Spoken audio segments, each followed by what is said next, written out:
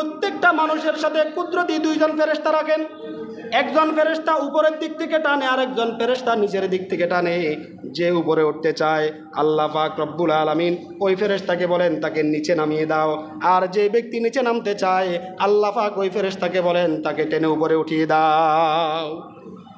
এই জন্য হাদিসে পাকের মধ্যে রাসূল আকরাম সাল্লাল্লাহু আলাইহি ওয়াসাল্লাম একটা দোয়া সাহাবায়ে কেরামদের শিখিয়েছেন, নিজেও এই দোয়াটা বেশি বেশি করতেন।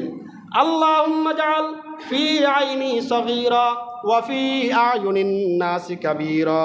বলেন আল্লাহুম্মা জাআল ফি আইনি সগীরা ওয়া ফি আয়ুনিন নাসি কাবীরা।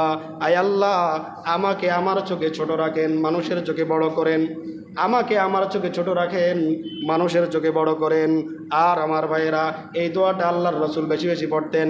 এই জন্য আমার ভাইয়েরা, আমরাও আল্লাহর দরবারে দোয়া করব, আল্লাহুম্মা জাআল ফি আইনি সগীরা ওয়া ফি আয়ুনিন নাসি কাবীরা। আয় আল্লাহ, আমাকে আমার চোখে ছোট রাখেন। আমি যদি আমার মধ্যে দোষ তালাশ করি, মাথা থেকে পাও পর্যন্ত আমার দোষের কোনো শেষ নাই। কথা বলেন ঠিক না বেঠিক? যে নিজের দোষ খুঁজে সে অন্যের দোষ খোঁজার জন্য টাইম পায় না। আমার মধ্যে দোষের অভাব আছে? কথা বলেন। আমার মধ্যে দোষের অভাব নাই। আমি যদি নিজের দোষগুলা তালাশ করি আর সংশোধনের চেষ্টায় লেগে যাই, তো আমি অন্যের দোষ দেখার সময়টা কই? এই জন্য সবসময় নিজের দোষগুলা দেখব আর অন্যের গুণগুলা দেখব। একটা মানুষের গুণও আছে, দোষও আছে। কি বলেন? দোষে গুণে মানুষ।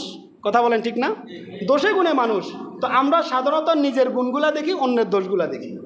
কিন্তু না, দেখা দরকার নিজের দোষ, অন্যের বলেন না, নিজের দোষগুলা দেখা দরকার। নিজের দোষগুলা দেখব আর সংশোধনের চেষ্টায় লেগে যাব। এভাবে সংশোধন করতে করতে করতে করতে এক পর্যায়ে নিজের দোষগুলা গুণে রূপান্তরিত হবে, অন্যের দোষগুলা দেখার জন্য আর সুযোগ থাকবে না।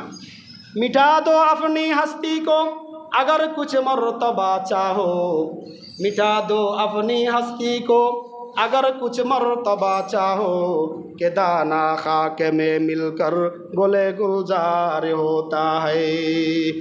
একটা আমের বিচি, তাকে যখন মাটির মধ্যে পুঁতে রাখা হয়, সে যদি বলে আমি মাটির সাথে মিশবো না, কি বলেন, ওখান থেকে চারা হবে?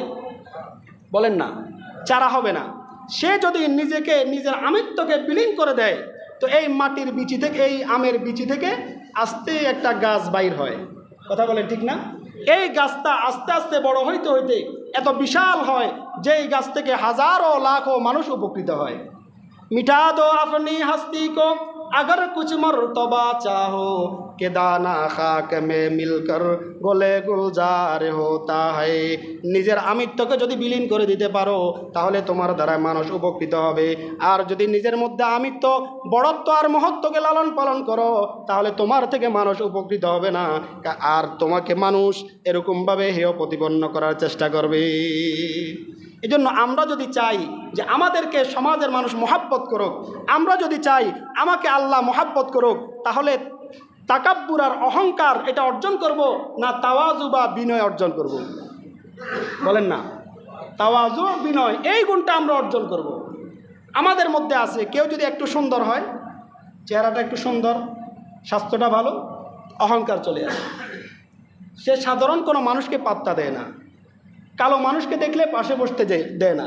যদি একটু সুস্থ হয়, কোনো অসুস্থ মানুষকে দেখলে সে কাছে বসতে দেয় না। কথা বলেন ঠিক না? আচ্ছা, তোমার এই সুঠাম দেহ দিলেন কে? কি বলেন?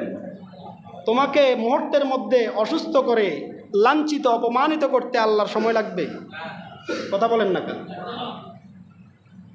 অহংকারের কোনো জিনিস নাই। যা কিছু দিয়েছেন সবগুলো আমার নিজের অর্জিত নয়, সবগুলো আমার মালিকের দান। আমার সৌন্দর্য আমার মালিকের দান, আমার ইলম আমার মালিকের দান, আমার সুস্থ দেহ আমার মালিকের দান, আমার সম্পদ আমার মালিকের দান। অহংকার করার কিছু নাই। সদা হাজারা শুকরে তেরা আয় মেরে ফরওয়ারদিগার, সদা হাজারা শুকরে তেরা আয় মেরে ফরওয়ারদিগার, লুৎফ তেরা বেকারার হো ফজলে তেরা বেশুমার। সবগুলো আমার মালিকের দান। এজন্য আমি সুস্থ আছি, এটাও আমার মালিকের দয়া। আমি সুন্দর, এটাও আমার মালিকের দয়া। আমার কণ্ঠ সুন্দর, এটাও আমার মালিকের দয়া। আমার লেখা সুন্দর, এটাও আমার মালিকের দয়া। আমার সম্পদ, এটাও আমার মালিকের দয়া। সবগুলা কার দান? বলেন না কার দান? অহংকার করার মতো কোনো জিনিস আমার নাই, কারণ অহংকার তো সে করে যে এই গুণগুলা নিজে অর্জন করে। গুণগুলা কি আমরা নিজে অর্জন করছি না আমার মালিকের দান? অহংকার একমাত্র আল্লাহকে সাজে, কারণ আল্লাহ পাক স্বয়ং সম্পূর্ণ, হাইয়ুন কাইয়ুম। কথা বলেন ঠিক না বেঠিক? হাদিসে পাকের মধ্যে আসছেন আল কিবরিয়াউ রিদাই ওয়াল আজমাতু ইজারি, অহংকার আমার ভূষণ, যে আমার এই ভূষণ নিয়ে টানাটানি করে আমি আল্লাহ পাক তাকে জাহান্নামে নিক্ষেপ করব। কারণ বন্দা কি নিয়ে অহংকার করবা? কিতাবের মধ্যে এক ঘটনা এসেছে, একজন বুজুর্গ রাস্তা দিয়ে হেঁটে যাচ্ছেন, একজন অহংকারী যুবক ওদিক থেকে আসতেছে, এমনভাবে চলতেছে অহংকার করে। যুবককে ডাক দিয়ে বলেন, যুবক এত অহংকার কিসের? যুবক বলে, আপনি কি আমাকে চিনেন? বুজুর্গ বলে, আমি তোমাকে খুব ভালো করে চিনি। বলে, আমার পরিচয় দেন তো। বলে, তোমার সূচনা এক ফোঁটা নাপাক দুর্গন্ধময় পানি। কথা বলেন ঠিক না বেঠিক? আমাদের সূচনা কি? এক ফোঁটা নাপাক দুর্গন্ধময় পানি, যেই পানি বের হওয়ার পরে মা বাবার উপর গোসল ফরজ হয়। এই নাপাক বীর্য দিয়ে আমার শরীরটা তৈরি, আর আমার শেষ হবে। বুজুর্গ যুবককে বলেন, তোমার আখেরি ঠিকানা হলো তোমার শরীরটা একটা মৃত পচা লাশ, যার থেকে দুর্গন্ধ বের হয়। মানুষের শরীর পচে গেলে এমন দুর্গন্ধ বের হয় মানুষ বরদাস্ত করতে পারবে না। এই জন্য আল্লাহ পাক দাফনের সিস্টেম নিজাম কায়েম করছেন। এত বিশ্রী একটা দুর্গন্ধ মানুষের শরীর পচা লাশ থেকে বের হয়। তোমার সূচনা নাপাক বীর্য, আর তোমার শেষ হবে নাপাক দুর্গন্ধময় পচা লাশ। মাঝখানে কিছু ময়লা নিয়ে তুমি রাস্তায় হাঁটাচলা করতেছ। বুঝেন নাই মনে হয়? কিসের অহংকার করি? আমার কি গুণ আছে যেই গুণের কারণে আমি অহংকার করতে পারি? আমি আমার সূচনার দিকে তাকাই, আমার শেষ আঞ্জামের দিকে তাকাই, আমার বর্তমান অবস্থার দিকে তাকাই। অহংকার করার মতো কোনো জিনিস কি আমার আছে? এজন্য আমার ভাইয়েরা, অহংকার করব না, বিনয়ের গুণ অর্জন করব। যে বিনয়ের গুণ অর্জন করবে আল্লাহ পাক তাকে মহাব্বত করেন, আর যে অহংকার করে আল্লাহ পাক তাকে পছন্দ করেন না। আল্লাহ পাক বলে, ইন্নাল্লাহা লা ইউহিব্বুল মুস্তাকবিরিন, যারা অহংকার করে আমি আল্লাহ পাক তাদেরকে ভালোবাসি না। কিতাবের মধ্যে একটা ঘটনা এসেছে, ধনীর দুলাল আর এক ধনীর দুলালি। এক ধনী লোকের ছেলে আর এক ধনী লোকের মেয়ে বিয়ে হয়েছে, সম্পদের কোনো অভাব নাই। স্বামী স্ত্রী একদিন খানা খাওয়ার জন্য বসছে। এমন সময় একজন ভিক্ষুক এসেছে, এসে বলে, আমি আজ বহুদিন খানা খাই নাই, আল্লাহর ওয়াস্তে আমার কিছু খাবার দেন।